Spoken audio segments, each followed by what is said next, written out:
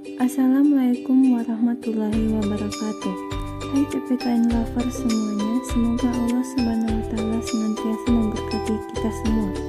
Jumpa lagi dengan pelajaran PPKN, mata pelajaran yang senantiasa diharapkan dapat dinikmati dengan senyuman kecerdasan. Dalam video kali ini, kita akan membahas tentang negara maju dan negara berkembang. Negara maju adalah negara yang memiliki standar hidup yang tinggi, pertumbuhan penduduknya rendah, mampu menangani masalah kependudukan, dan memiliki perekonomian yang baik.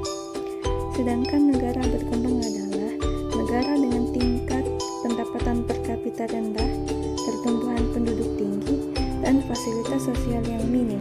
Dapat diketahui bahwa pada negara maju terdapat kualitas hidup penduduknya yang sangat baik dan penghasilan penduduknya yang dapat dikategorikan tinggi.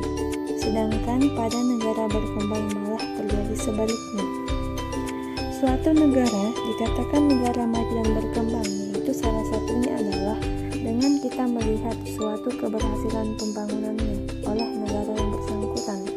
Dalam membedakan suatu negara dapat dikatakan sebagai negara maju atau negara berkembang dapat dilihat berdasarkan dasar keadaan kualitas kesejahteraan penduduknya. Ada beberapa indikator yang mendasari pengelompokan negara berkembang dan negara maju, yaitu tingkat pertumbuhan penduduk, kualitas penduduk, kemajuan teknologi, kemajuan industri, dan pengolahan sumber daya alam. Perbedaan negara maju dan negara berkembang dapat dilihat pada tabel ini. Dilihat dari tingkat pertumbuhan penduduk, tingkat pertumbuhan di negara berkembang masih tinggi, sedangkan di negara maju rendah.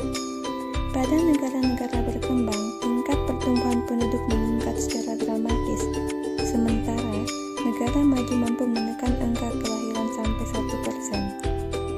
Sedangkan dilihat dari tingkat pendidikan suatu negara bisa diukur dengan mengetahui jumlah penduduk yang buta huruf, pendidikan terakhir, dan status usia sekolah.